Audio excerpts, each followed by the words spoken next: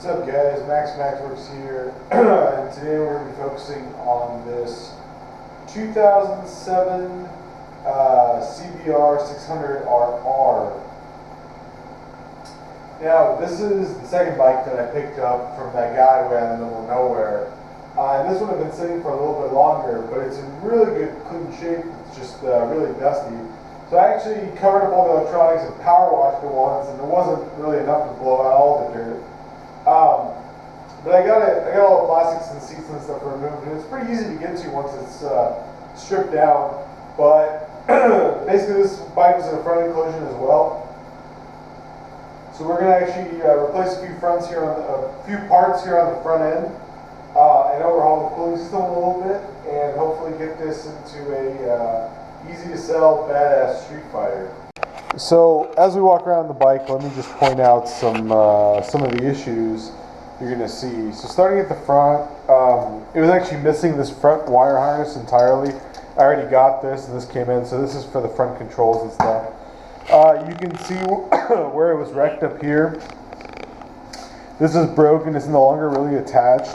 So we're going to need a new throttle tube, new grips, and new throttle cables, because these were damaged in the fall. So they're not really acting like push-pull cables anymore.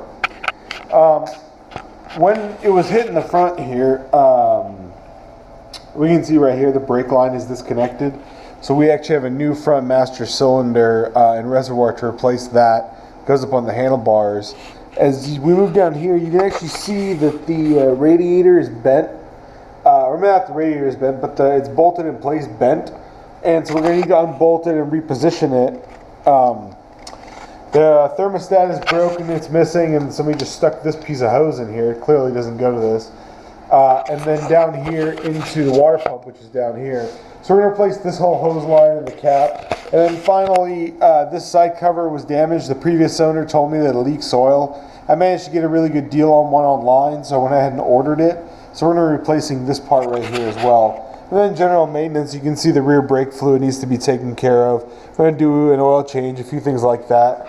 If we move to the back, we can see he's got a Yosh undertail kit, integrated tail light. We need to replace the turn signals, but the tire's in okay shape. The chain's pretty rusty from sitting outside, but we can always soak it and get some of that off.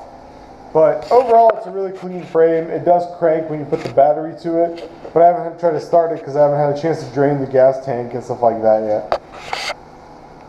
Here's kind of some of the parts that have come in so far. We got a new gauge cluster that I need to repair. We got a front master cylinder and reservoir along with lines. We got the proper cooling hoses and metal pieces, as well as a cap. I already showed you guys that wire harness. Got a set of OEM grips and a new throttle, as well as OEM throttle cables. So according to the previous owner, this bike had about 5,000 miles, but here's our new cluster with our new harness. This cluster is showing about 12,000 miles. So it kind of sucks a little bit that it's not perfectly, it's not closer, but it's not too bad. So high beam, low beam works, neutral works, oil light is on, but that might just be normal. So we're gonna have to see if we can reattach this needle and get this motor back here working properly. And if we do select, all the trip is clear. There we go. So here's the radiator we removed. It's a little dirty, we'll clean it up, but it's not too badly damaged. You can see there's a little contact up here and in the back. You can see there's a little contact over here. The fan actually sits flush up right now, and so it's catching. So I'm going to put a little shim right in there before I put the fan back. But all in all, the radiator looks as it should. We're just going to be having to balance it a little bit on its bend some of these pegs back to where they're supposed to be. So there's our complete cooling system overhaul. We got water pump coming out through here, line comes up here. This goes down to the reservoir from the overflow. This is our filler and high pressure cap. It goes down the radiator. You can see the radiator no longer binds like it did before. If we come back over here, you can see that now this fan down here spins freely, whereas before it was pushed against the radiator. This cover goes up here, this connects back down here, and comes back around up here. So our cooling system is complete. Now we can move on to the throttle. Now removing the throttle tube itself is really pretty simple. There's two screws right here that you take off, and I'll let you slide this whole assembly off. What's going to be a lot more harder is replacing these guys, because you got to take the ECU and this whole wiring harness off to pull this air box up. And this fuel line probably has to be disconnected as well right here. To pull this air box up to get down to the throttle bodies. Since we're replacing the cables, I simply cut the old ones to get them off. And you get off this piece, this is part of your holder. And these are actually different. One of them has a bolt, one of them is actually threaded. And they're also different diameters, but the way it works is that you have to put the threaded one in first, screw it down tight,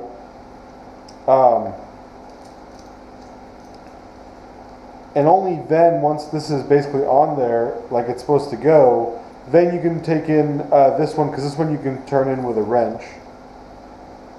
So there we go, there's our new throttle. These are still loose on here, but basically that's how it goes. And then these cables will replace these cables. They got to go all the way down there, which isn't going to be fun. But next we got to pull off that air box completely right there in order to get to those cables. So first things first, we're going to remove this guy up here so we can take a look at the air filter. So the OEM air filter is actually really clean, so we're just going to keep it and put it back in later. Next, we got to basically unscrew the rest of this base and pull this top half off so we can see what screws are holding on the bottom half. So cool little tidbit, this bike actually has basically two stages of injectors. You got your misters right here that shoot into the tops of the throttle bodies.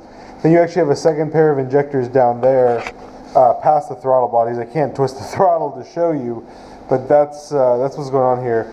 So we're actually going to vacuum that out a little bit, but other than that, this is pretty clean. So now we have everything pushed back. We should be able to unscrew down here these 1, 2, 3, 4, 5, 6, 7, 8, 9, these 9 screws, and then this whole part should be able to lift up and we'll have access to the throttle bodies. So once those screws are out, there's one more vacuum sensor right here, and this is probably going to be a huge butt to put back in, because if you go down here, there's the vacuum line he's got to go in. But here are our throttle bodies, and here are our throttle cables, and we should be able to just loosen them up and slide them out. So you're going to need a 10mm wrench or two, and then you'll be able to slide those out and slide the new ones down the same channel and put this all back together. Turns out it also requires removing the steering dampener here, which is held on by 4 8mm bolts, and then these cables can just freely come out. So removing these things is way too hard. So what you need is a pair of long needle nose pliers, and you basically just push this down underneath there until it comes out. And if you look down in there, there's actually a cut slit right down in here, and it just pops out just like the other one does. So in the end, I ended up removing the throttle bodies to replace these cables. The one on the bottom is your adjustment cable, and it goes to the top up here, so that when you crank, it comes back. As you can see, it's still a little sticky, but that should go away once the bike warms up a little bit. I'll fine tune a little bit more. But now you can basically just go back through and tighten everything. The throttle bodies are just held on by boots. The boots have 8mm bolts holding each boot down, so you just crank them back down. Then we can just start reassembling it the same way we took it apart. We can move on to something else. So here we go. We got our master cylinder on here. We got the brake line connected, running down. So now gets the fun part of filling this up with fluid and bleeding these brakes out. The brake bleed on this bike went really pretty quick because it's got a master cylinder bleeder right here. So we just put in new fluid, flushed it all the way through, and then bled all the air bubbles here at the top. So now we got a nice tight brake. I need to replace this with a non-broken longer lever, but it'll serve its purpose for now. So here's our gas tank. Took all the old gas out, put some fresh gas in. We turn it on, we can see the tach is still going crazy, but now our fuel display is probably pretty accurate. We got an oil light because there's no oil in the engine, but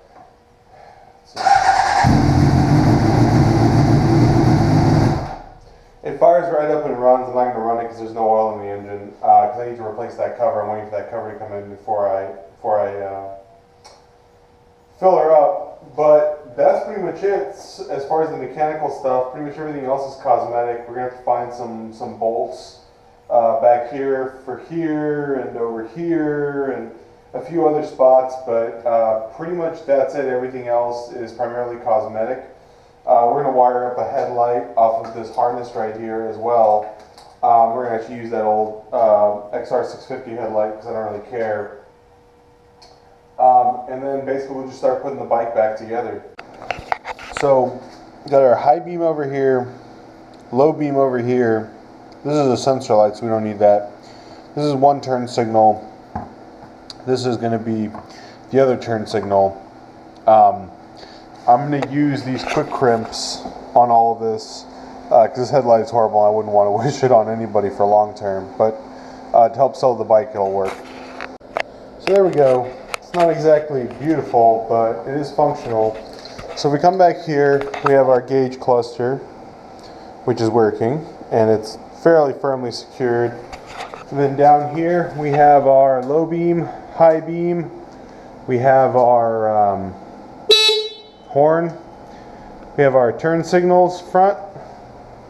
Turn signals front. And then we also have turn signals in the rear.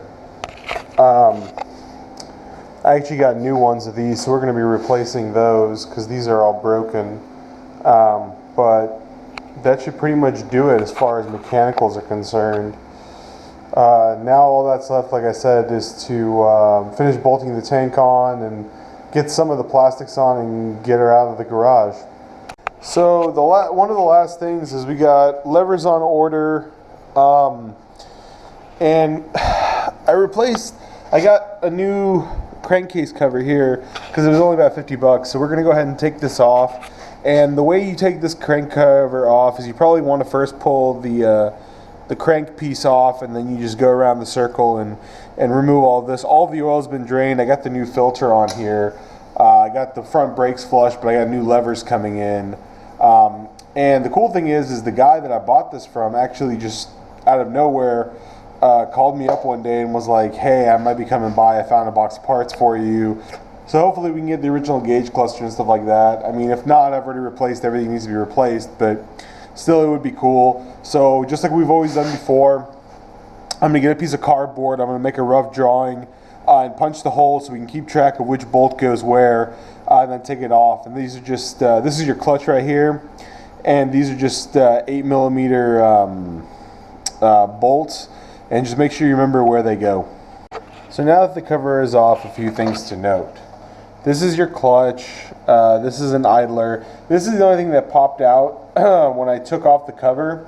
So if you can see back in there, I don't know if it's going to work or not with the camera, but hang on. There we go. You can see back in there, there's a gear that it's set on. You just want to make sure these two gears right here line up.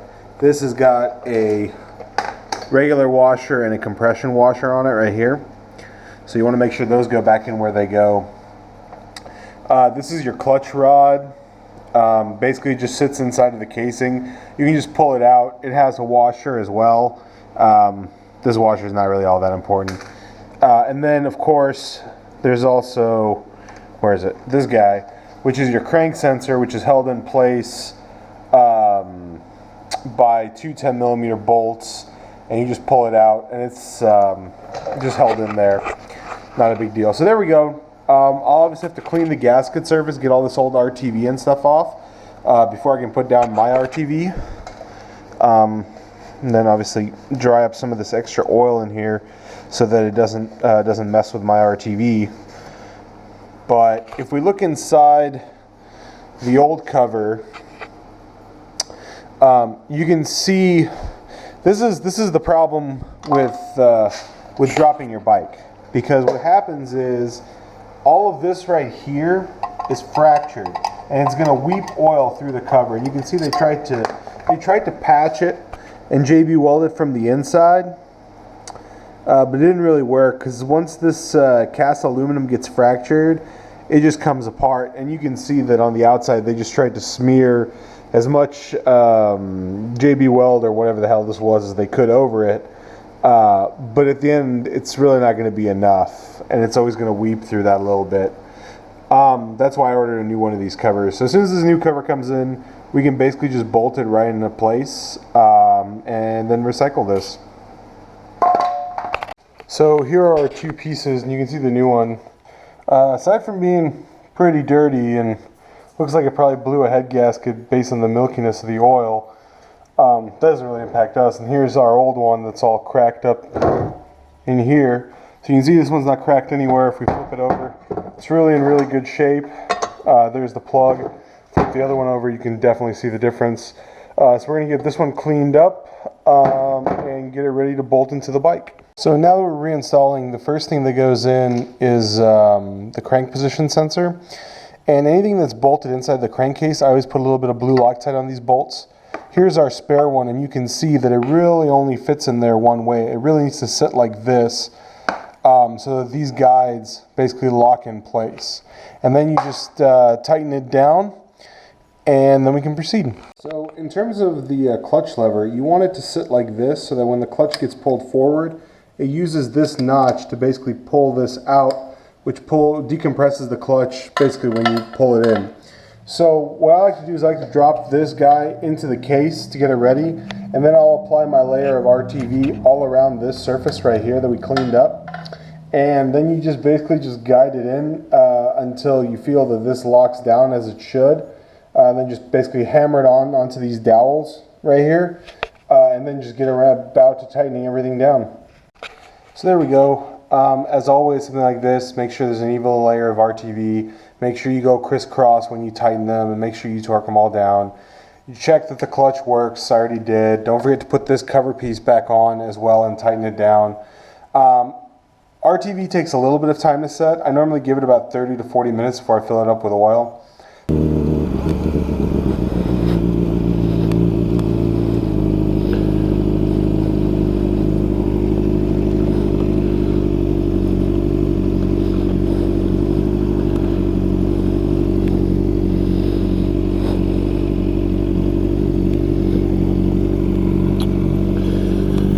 So here's the bike kind of as it sits. Let's see, there we go. As you can tell, my headlight is pretty much useless. I really like the Yosh RS5, especially on this bike, because it's really, like, you can probably hear it now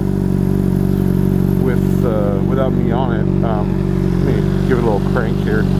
You know, it sounds really nice without being just loud.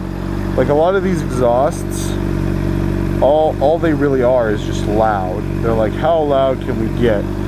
And I don't really like that. That doesn't really appeal to me. So I like that this bike doesn't just do loud. It makes a really pretty nice noise. So now we're gonna go find a little bit of a twisty road to see